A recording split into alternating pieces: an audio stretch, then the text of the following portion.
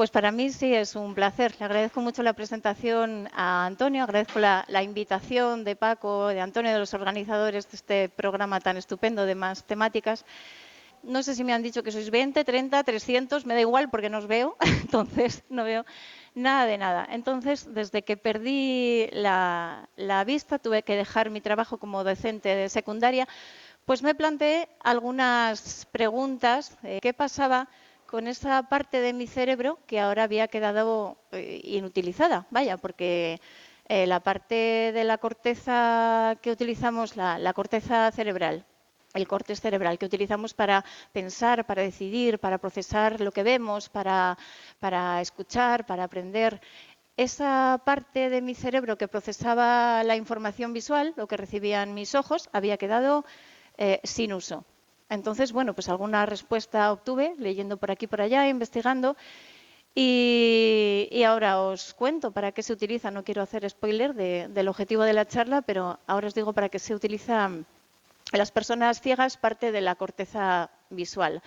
La corteza visual, bueno, antes de empezar, la corteza, lo que pensamos, tiene un espesor de 2-4 milímetros. Entonces tiene una estrategia estupenda, nuestra corteza, para utilizar en ese mismo volumen la máxima superficie, es plegarse.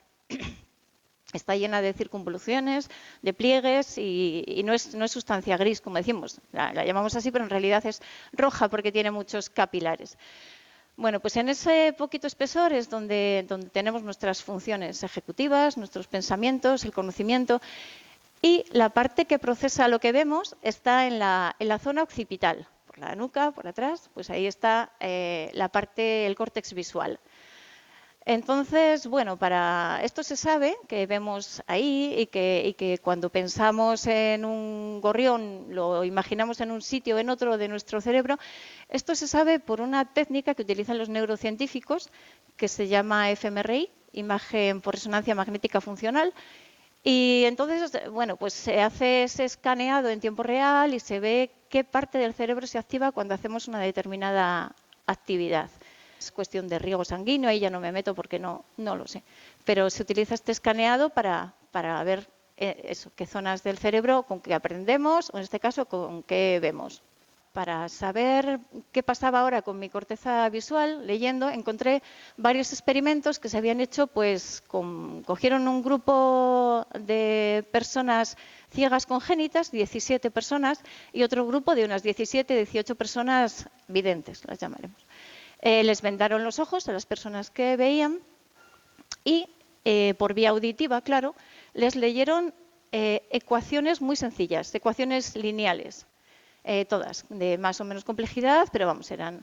Y tenían que comprobar o decir la veracidad de esas ecuaciones.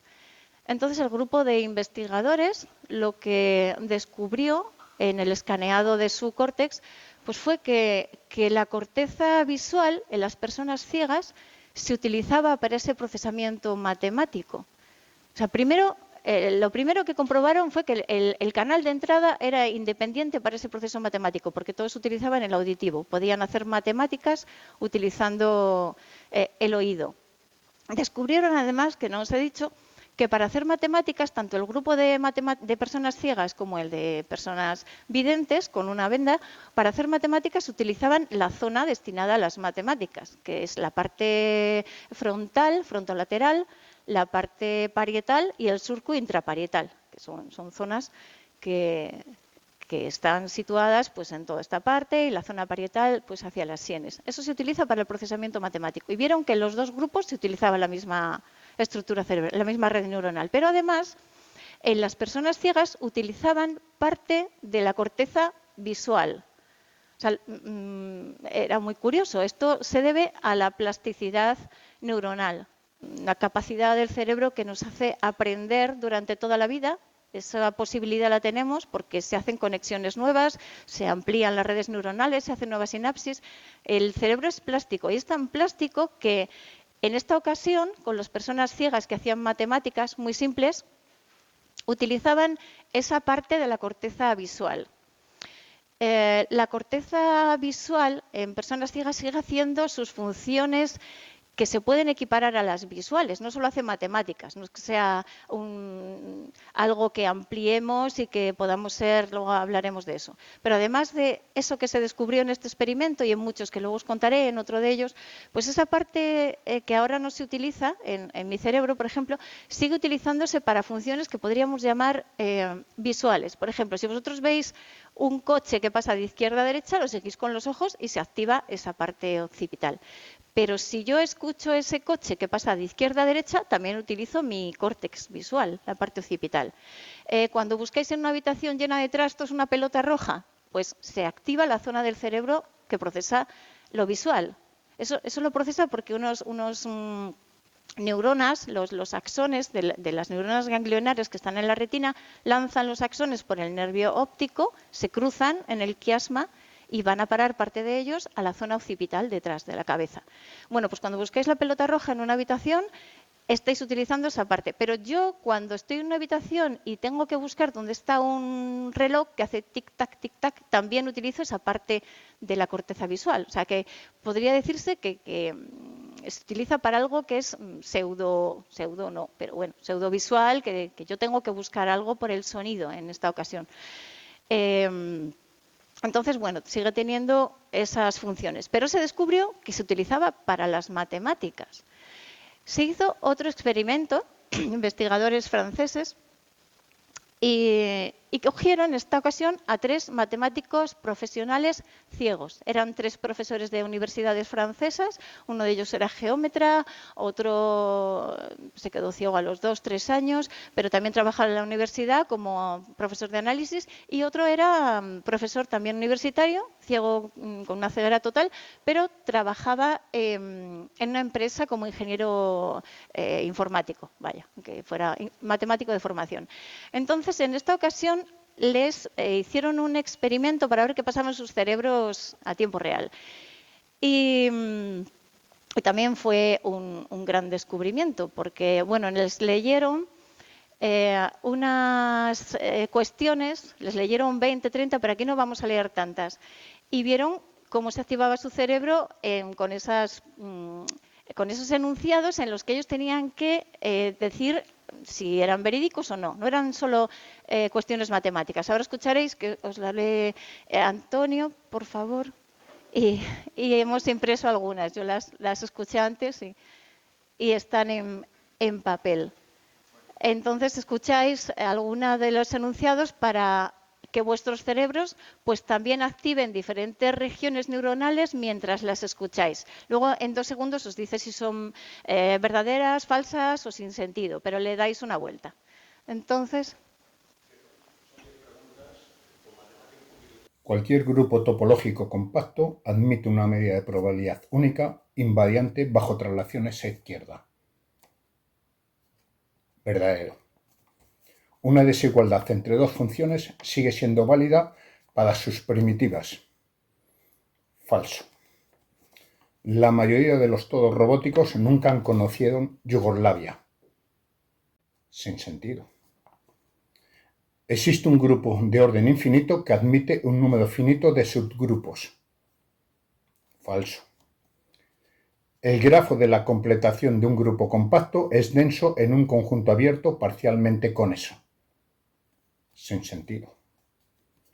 Toda biyección continua entre 2 espacios Gauss es un homeomorfismo. Falso. Solo hay 5 grupos canónicamente aditivos nilpotentes. Sin sentido. El grupo ortogonal euclidio tiene exactamente 2 componentes conexas. Verdadero. En la antigua Grecia, un ciudadano que no podía pagar sus deudas era convertido en esclavo. Verdadero. La proyección estereográfica admite como característica de Euler. Sin sentido. gracias. Pues al escucharlas, vuestro cerebro ha utilizado la parte de la corteza prefrontal, el surco intraparietal y la zona parietal, cuando ha pensado en matemáticas. Cuando han aparecido esas 2 preguntas de humanidades o de cultura general, pues se activan otras regiones en el cerebro. La cosa es que con estos 3 matemáticos ciegos, pues vieron que se activaba también la zona occipital, la parte visual de la corteza. Y además se activaba, tenía más riego sanguíneo y con este escaneado a tiempo real se activaba más, tenía más activación cuanto más complejas eran las preguntas. Entonces, bueno, pues esto es un gran descubrimiento que da como demostración, tenemos como demostración la plasticidad del cerebro. Y con este experimento, pues nada, se puso de manifiesto esto, que se utilizaba la zona occipital. Es evidente que el canal de entrada, que en esta ocasión pues fue el oído, es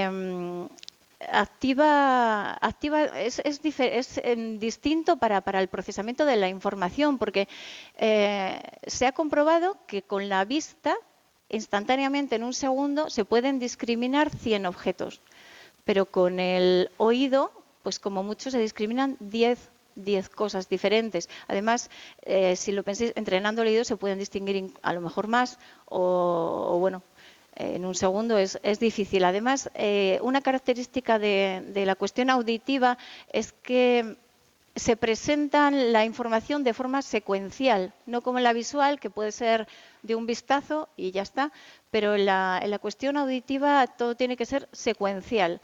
Yo a veces, pues bueno, cuando tengo que volver a leer una cosa, pues sé que tengo que volver a escucharla. Cada vez que escribo un artículo, es todo, mi información es secuencial.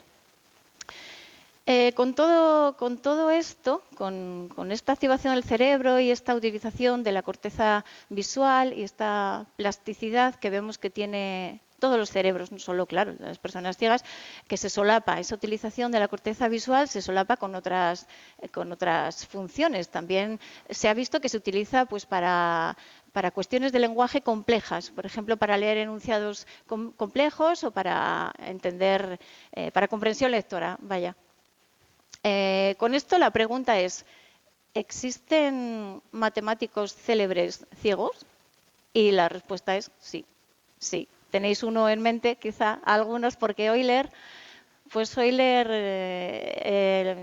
bueno, sabéis, lo ubicamos en 1707 y 1783, pues Euler, gran matemático, Leonhard Euler, publicó 850 trabajos y perdió la vista los últimos 17 años de su vida y se estima que aproximadamente la mitad de sus teoremas, publicaciones, trabajos, pues los hizo ya ciego. Tendría sus escribas y sus dictaría, pero su cabeza seguía haciendo matemáticas.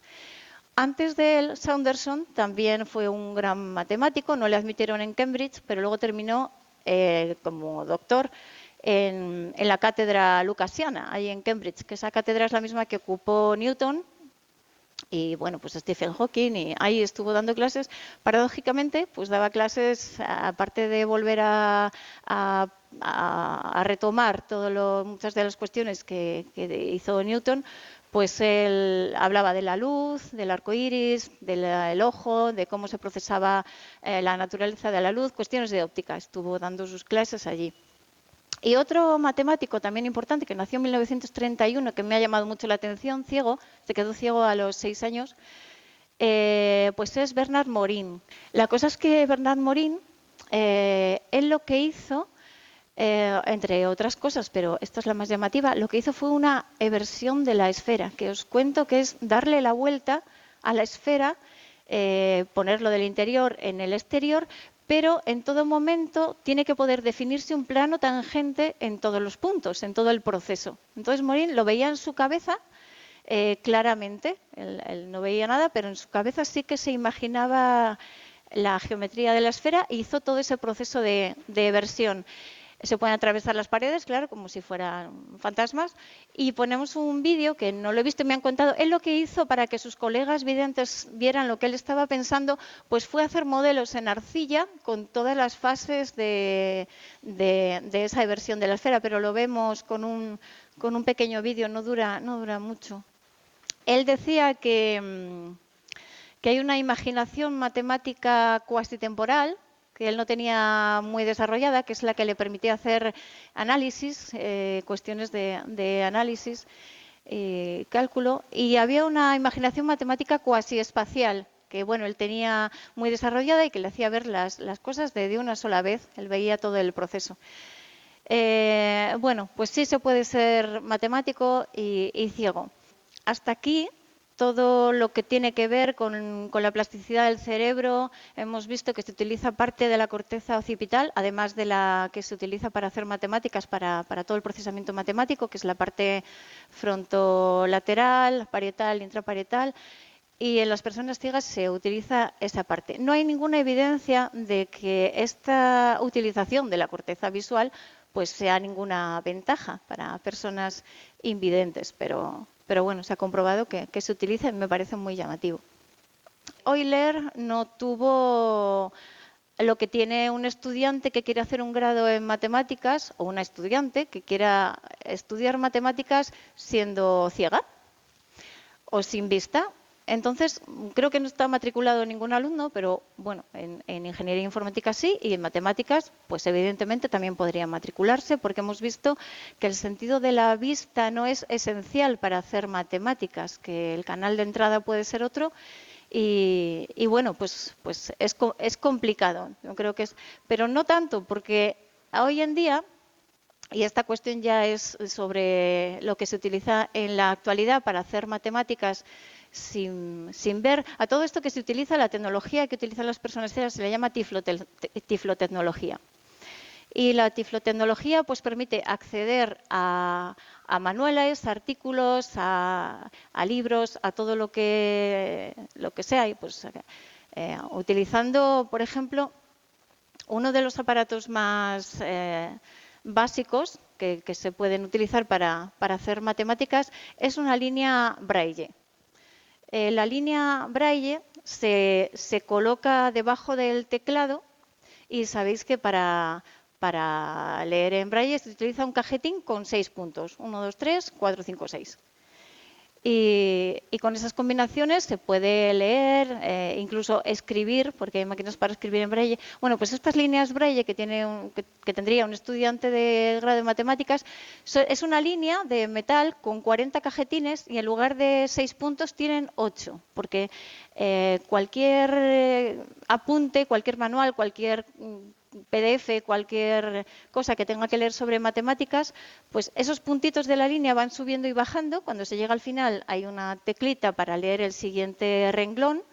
Con esos 8 puntos aparecen combinaciones diferentes y dan más posibilidades que los 6 puntos. O sea, se pueden escribir signos, toda la simbología matemática con esa línea y se puede leer también todo lo que os imaginéis. O sea, cualquier cosa por lo que tengáis en la cabeza de vuestros apuntes.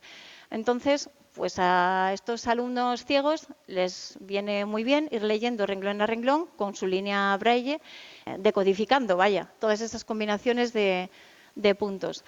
Lo que también se utiliza para estudiar cualquier cosa, o para leer, o para navegar por internet, o para lo que sea, pues son lectores de pantalla. Un lector de pantalla es lo que yo utilizo y me va leyendo todo lo que aparece en una pantalla, que en mi caso es inexistente. O sea, yo no utilizo pantalla ni ratón. Se utilizan combinaciones de teclas para navegar o para manejarse por cualquier cosa que os imaginéis viendo. Con la inteligencia artificial y demás, pues yo de lo que he hecho mano más es de un Be My Eyes, que es una aplicación que describe perfectamente cualquier imagen, una fotografía, un gráfico, imagino que también, cualquier cuestión matemática. Y luego, bueno, pues con una impresora 3D, pues pensad que a lo mejor para niveles más bajos, para secundaria, no para un grado, no sé, pero se puede utilizar, pues se pueden imprimir pues geometría que todos podamos imaginar también. O sea que todas estas tecnologías ayudan a poder estudiar, a poder avanzar en una carrera. Se pueden estudiar sin ver.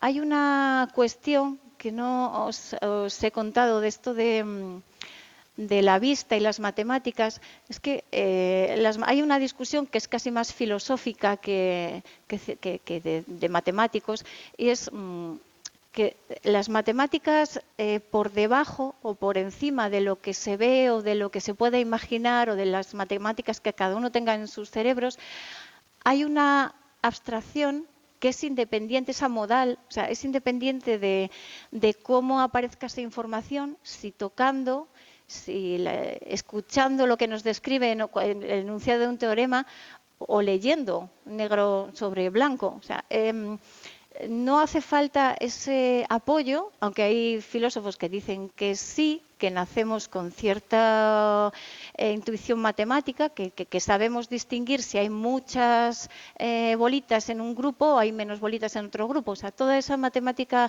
que parece que viene de serie, hay polémica. O sea, no se sabe si es cuestión visual y así hacemos matemáticas protomatemáticas, no sé cómo llamarles, esas matemáticas de bebés casi, y cómo se trabajan las matemáticas sin el sentido de la vista. O sea, cuando yo creo que se plantearon estas preguntas para, bueno, pues igual que se plantearon también los ilustrados, porque yo he leído cosas de Diderot y de Voltaire, y se preguntaban si se aprendía a ver, si lo visual era algo aprendido o algo intuitivo, porque el mundo que se ve, que se proyecta, una cosa tridimensional se proyecta en dos dimensiones, ya tiene una cierta... no es el real, es un mundo proyectado. Aprendemos que de aquí a ahí hay una distancia porque lo hemos comprobado empíricamente. Esa información, hombre, el cerebro aprende rapidísimo, entonces ya ve que de aquí a ahí, como he tocado, hay muy poquita distancia y entonces, bueno, pues lo que vemos lo imaginamos, aprendemos a ver. De todas formas, yo tengo una información que puede ser más directa que la vuestra, porque yo en una habitación en la que no he estado nunca, en vuestras cocinas, por ejemplo, pues me haré una idea de cómo es la cocina tocando, recorriendo la pared, viendo qué elementos hay, dónde está la tostadora y dónde la placa. Esa información mi cerebro la procesa y sé cómo es vuestra cocina, pero mi información es real. No tengo que proyectar en mi cerebro una imagen tridimensional. Yo tengo claramente, con un tiempo que me quede sola en esa cocina y viendo cómo es, tengo una información real. Esto también lo decía este geómetra Morín, decía eso sobre su capacidad para hacerse una idea de cómo era el espacio, que su información era directa y la de cualquier persona que ve la tiene que procesar pues de la forma bidimensional a la tridimensional. Entonces, bueno, ahí también es cuestión de filósofos y de estas historias que polemizan ellos y de las que escriben. Si lo visual, el mundo es tal y como lo vemos, o es tal y como yo lo toco, o es tal y como alguien lo escucha. O sea, hay diferentes mundos, podríamos decir, en los cerebros de cada uno. Y de tiflotecnología y de lo que se estaba diciendo después de contar, pues es facilitar las oportunidades, facilitar los recursos, facilitar la accesibilidad. En cuestiones de accesibilidad, cuando se navega por Internet con un lector de pantalla, es muy importante que los programadores, o sea, que hayan hecho lo que está por debajo de cada página o de cada información que a mí me aparece en la pantalla que no tengo, esa accesibilidad es primordial, porque yo he entrado en pantallas donde no me ha leído nada mi lector de pantalla. O quiero sacar un billete de Renfe, Renfe es de las peores. Y no... Otra cosa que les cae. Es horrible, o sea, es imposible sin ver y sin un ratón, solo con teclas, pillar un billete. O sea, es que aparece en blanco, en blanco, en blanco. Eso es lo que yo escucho. Botón, etiqueta. Digo, ¿pero qué es el botón? O sea, ahí la ansiedad sube a picos verosímiles. O sea, yo digo, bueno, me acercaré a la taquilla con alguien porque es... Sí, visto así... Visto así, es imposible. O sea, son páginas. Hay una ley desde hace 2 años que exige, le está en un tiempo siempre, creo que es para 2030, pero esa ley dice que todas las páginas tienen que ser accesibles a lectores de pantalla para que las personas ciegas puedan o coger un billete o ver el catálogo del Carrefour o ver, o sea, tiene que ser todo accesible, incluso las imágenes, pues se pueden describir, porque yo hay veces que cuando me aparece una imagen, es que ya no es que ponga solo imagen.jpg, es que aparece todo el rollo ese de antes, que es que estoy escuchando caracteres y simbolitos que ya, pues claro, no es tan rápido como ir leyendo un artículo, ir leyendo algo y no tirar de IA cada vez que aparece una imagen, porque tengo que enganchar otro. O sea, lo bueno es que venga de serie. O sea, yo tengo un iPhone y de serie no tengo que meter ninguna aplicación porque ya viene en el iPhone. Hay un lector de pantalla que se llama VoiceOver, que es el que yo tengo, porque mi pantalla está siempre en negro. Pero da igual, yo tengo ahí pues todo, pues escribo WhatsApps o recibo correos, en el ordenador también, pero bueno, tengo uno de mesa también, pero en el móvil pues miro el correo o miro cómo está el tiempo o veo, activo Spotify o veo en YouTube, o sea, tengo, y claro, es porque VoiceOver ya viene con iPhone, en Android no lo tiene todavía. Y bueno, pues eso facilita mucho las cosas. Entonces, los programadores, el código que se mete para hacer una página, habría que decirles a los de Renfe, pero bueno, yo ya he escrito y he escrito en muchos sitios, porque no es que yo vaya abriendo caminos, pero fastidia mucho, por no decir otro verbo. Es que el otro día también fui a pagar y no pude hacerlo porque al utilizar mi tarjeta me dieron un datáfono que era táctil. Digo, pues entonces nada, pues me voy. Dejé toda la compra y me fui. Porque, claro, si el datáfono es táctil yo no puedo utilizarlo. Cuando son las teclas de toda la vida hay una pequeña puntito en el 5 y entonces ya, pues ya está, puedo marcar, utilizar ese datáfono y mi tarjeta y ya. Y bueno, todo lo intentan hacer más accesible. Es verdad que con el móvil pues también es más fácil pagar y tal, pero que muchas veces yo tengo un amigo que tiene una ceguera total, tiene dos prótesis además, está haciendo una tesis sobre psicología, es más joven. Claro, él lo utiliza también para poner el horno, la cocina, para manejarse con esas cuestiones que a veces son táctiles, pues tiene aplicaciones. Entonces, con cuestión de domótica y con su móvil puede utilizar estas cosas, el horno y tal, luego tira de Alexa, o sea que se mueve perfectamente.